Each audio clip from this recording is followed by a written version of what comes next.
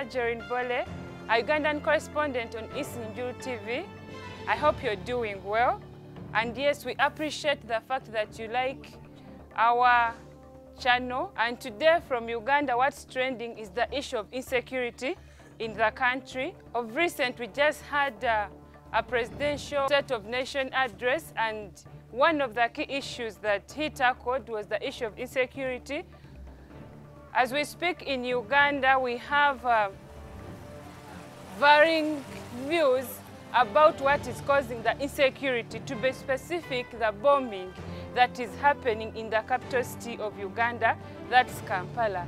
The opposition leaders, to start with the NUP and the Forum for Democratic Change and other opposition leaders, their opinion is that security has not done enough to find out who exact is behind these bombs, who exact is behind the insecurities in the city, as many of you have been watching. Most of us have watched an incident where we have seen the Muslim brothers being shot dead, being gunned down, and the police intelligence says they have enough information and they believe those are partly part of the people or part of the ADF group that is causing insecurities in the state or in the country. But the opposition leaders still disagree with such an opinion. From our findings as isinijurutv, this is what the opposition leaders had to say to us. People power, our power, and no boy, no boy. We are fighting terrorists until we are promoting mob justice. We didn't feel formed to being a Muslim in Uganda. We want to reiterate that the arrested persons are not targeted for their beliefs, ideology, religion, ethnicity, and any other attachment, because that would make us, the security agencies, appear biased. National unity and reconciliation. Kati bagamba oyo Muslimu, this one is a criminal, oyo mulugwara, oyo nedda. Definitely, despite your belief, ideology, or religion, or title, once you breach the law, once you breach the peace and safety of Ugandans, definitely we shall pursue you and ensure that you are brought to justice. So in all these operations that we've conducted, we've been very discriminate.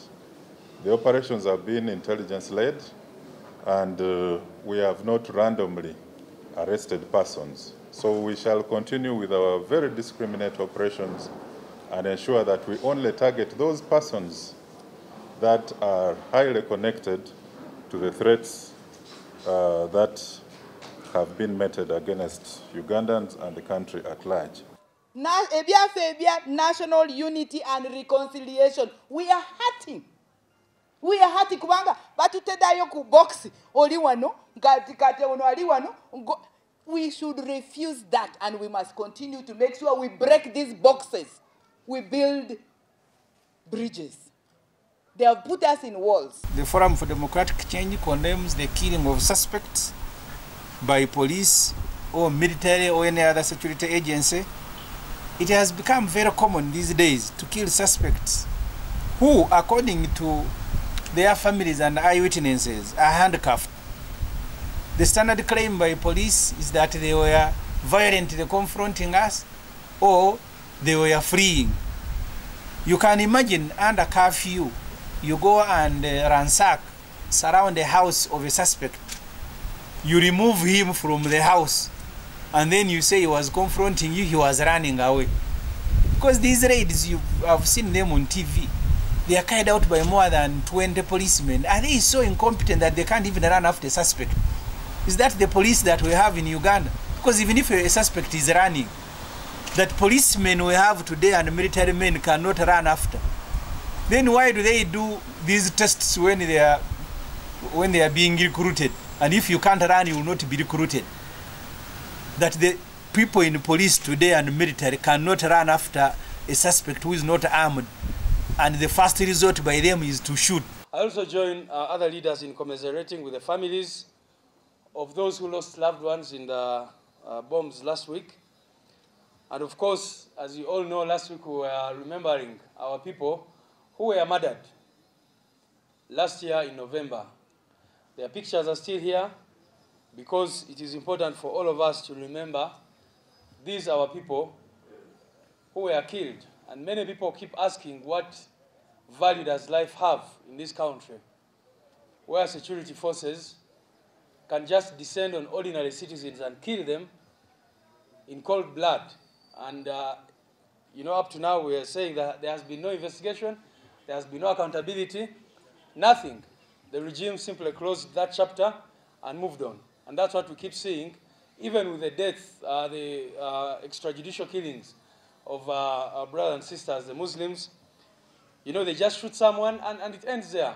They come to your house, a man is with the wife at that moment, and you pick this man, rudely interrupt his manly duties and kill him. What level of evil is that? While as a party we cannot affirm, for example, the innocence or guilt of the latest victim, Sheikh Mohammed Chirevu, we condemn his murder because that's not what our constitution provides. Article 28 of the Ugandan constitution presumes every suspect innocent.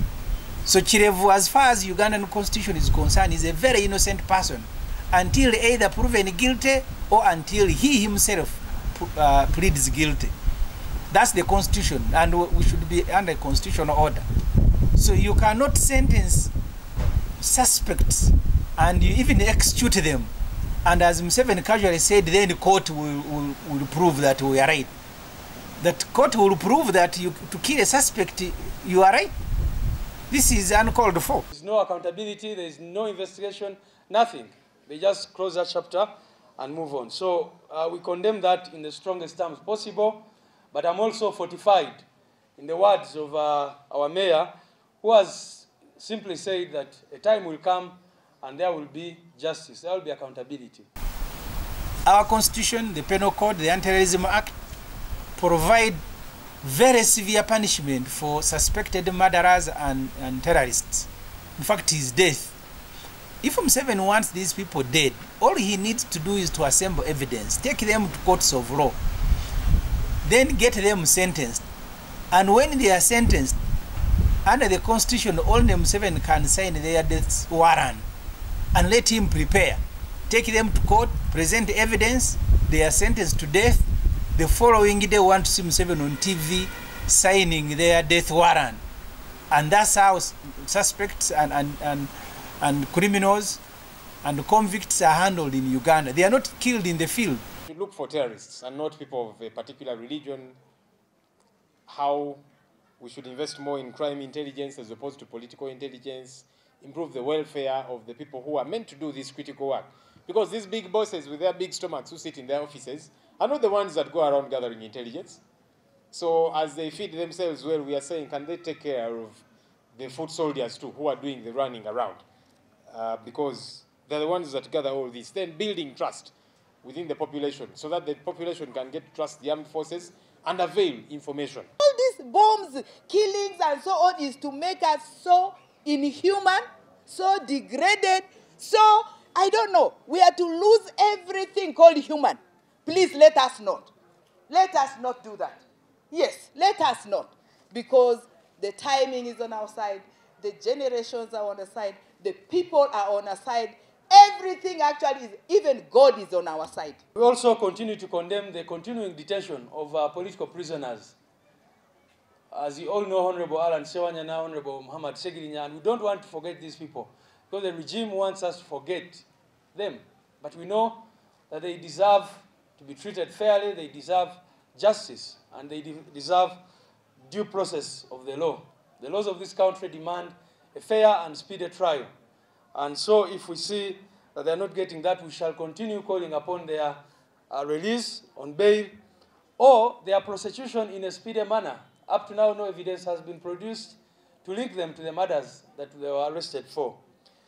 And we also condemn, of course, the continuing arrest of many of our activists, some who are Chitalia in hundreds, others who are in Chigo and other places, both male and female. The question of our security forces is still critical to us because when you're fighting terrorism, one of the things we need to look at is the welfare of the people who are supposed to keep security, keep law and order in this country. And of course, as you remember in our manifesto, we promised the people of Uganda that we are going to improve the welfare of security forces, especially, of course, in all categories. But even while we're trying to improve their welfare, we also demand that they treat citizens with dignity and with respect for their rights and freedoms. So we know that you cannot fight terrorism when you're when the security forces are not even motivated to. We are encouraged by your courage. Please, let's continue to organize, especially as the mothers, in prayers, in solidarity, in visits, because we must remain very strong. We must remain very strong.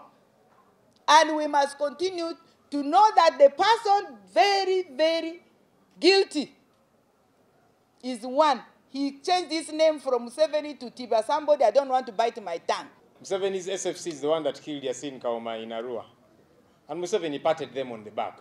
Said they did a good job. In fact, even the Chagulanyis who were beaten properly. He said it. And so on and so forth. So, without a doubt, the buck stops with him.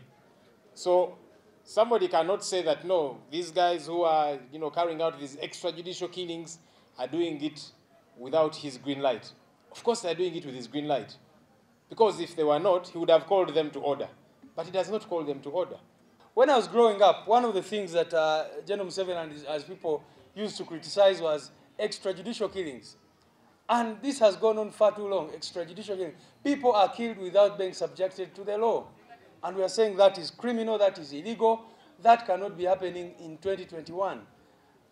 And we are saying that this nation is, we all are concerned about terrorism, and none of us would condone terrorism at all. And we are saying that in fighting it, you must make sure that, first of all, the nation is at peace with itself. They're talking about the young people who are lured into it, but you need to look at the factors. Honorable Senator was talking about the senseless curfew, which has, rendered people unemployed. Young children are getting pregnant. All the problems are there. So how do you expect people who are disempowered completely? And then, of course, there's also the question of trust. Many Ugandans actually keep asking themselves if what the regime is saying is even true, because there's no trust in state institutions. In his address to the nation on Saturday evening, Mr. Museveni said that the security sector, which he himself is supervising and heading, most of the time is sleeping. That's what he said of the security sector. Yet in our judicial system, in our statutory setup, Mr. Museveni is the commander-in-chief of all the armed forces. It is not possible that the head will remain awake and the subordinates are the only ones who are sleeping. So if the security sector is sleeping, it means Mr. Museveni is also sleeping on the job. In his address, he also said police can be compromised by criminals, and that was his judgment as the supervisor of police, that you can give them money. Criminals can give police money. So that's the police force that Museveni has built for the last 37 years, one that can be given money. So the country should hold Mr. Museveni responsible for the laxity in the security system and also for the corruption in police, because he's the one who appoints the heads of police and he keeps reappointing them. But he also puts army men in police. So if the situation is not improving, then the country has no option but to resort to the supervisor. In this year's budget, police was provided with 917 billion shilling. Internal security, 117 billion. External security, 61.4 billion. So in total, the country spends more than 5 trillion shilling on the security sector. Why? Because we want them to secure us. The supervisor says they are sleeping. They are also criminals who can accept money from other criminals. That is his verdict. People who wake up only when an incident has happened. So we hold Museveni responsible because he's the overall supervisor of this sector. And if the sector is not doing its work properly, thank you, Mr. Museveni must account. We demand as a party that all the victims of these Rakiste people who were killed during the bomb blast and those whose property was destroyed, they all must be compensated. Because the supervisor of security is admitting that they are mainly to blame because they are sleeping. So if you sleep on the job and the country that gives you 5 trillion shilling is attacked, you must compensate the victims. The individual military and police officers who are sleeping, Museveni will need to give us a list. Who is sleeping on the job? Is it Otafire? And then we examine them. Is it because of age? Is it because they are not interested in the job that they are doing? And then we must hold them responsible for the attacks. Because the reason we raise armed forces, military and police, is that at every moment we think as a country we will be attacked by armed people. That's why we raise an army. The army is not for hunting, neither is police. So if the people we financed to procure arms, train, their supervisors say they are sleeping on the job and people are attacked and killed, it means we need to know who is sleeping and either repress them or even prosecute them if they are the ones responsible and they not do their job. Unfortunately, Museveni is so casual. Even when he's addressing a very serious matter, you'll see him laughing as if he takes pleasure. Because if people are attacked and killed, people are mourning their graves in their compound, and for you on TV laughing every after sentence. The casual way of handling very serious matters. So we are here. Okulete dobozi lyaffe kulwa abannupu kulwa munna Uganda ne baganda baffe abasiraamu n'okuba omwami ate n'omukyala n'omutwala ebyo yabbulinganga abote. That's the opinion from the opposition parties. Now let's hear what the security agencies have to say. Out of the 3 suspected suicide attackers, 2 were identified by a member of the ADF suicide squad. You remember Mudasiru, alias Kaliowa, alias Moze. He managed to identify his accomplices as Wanjusi Abdul, who detonated the bomb at Parliamentary Avenue, and Mansour Uthman, who detonated the one at CPS Kampala. These attacks are from a known enemy, that is the ADF, aimed at promoting fear and panic in the public. Therefore, as Ugandans, we should reject all forms of terrorism because it is geared at undermining the fundamental values of humanity here in Uganda, the freedom that we have, and the liberty that Ugandans actually have. So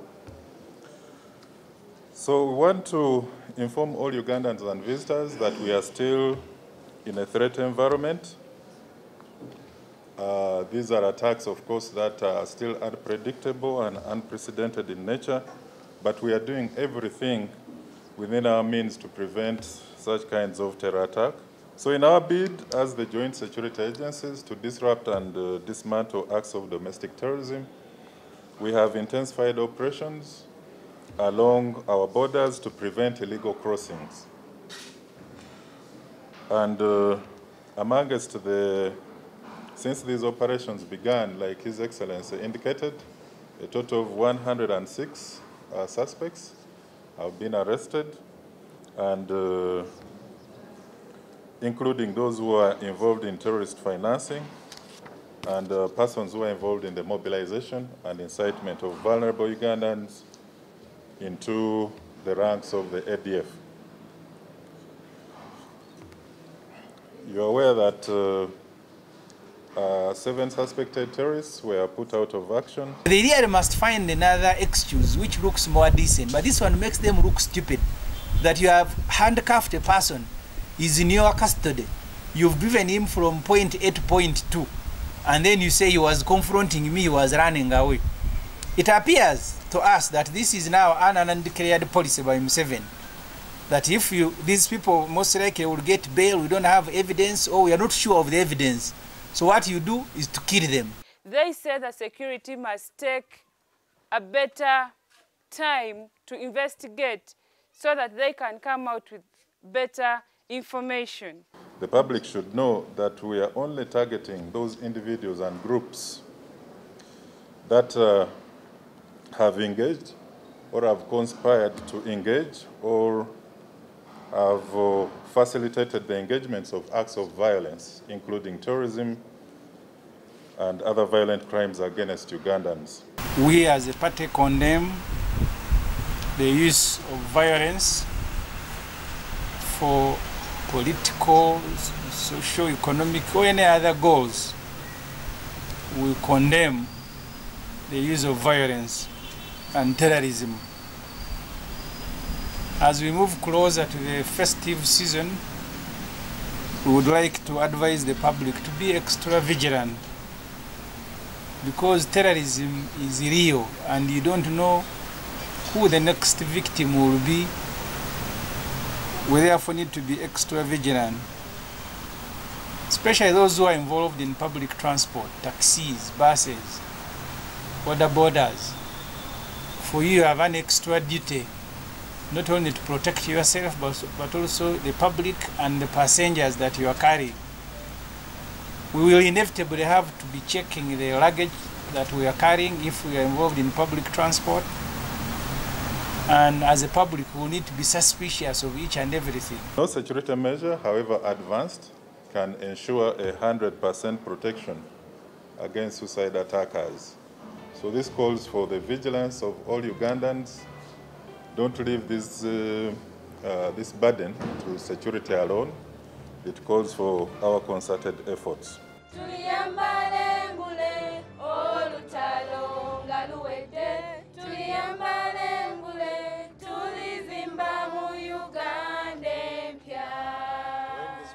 When the struggle is over, we shall wear the victor's crown. We shall wear the victor's crown. We shall wear the victor's crown. When the struggle is over, we shall wear the victor's crown. We shall rule Uganda.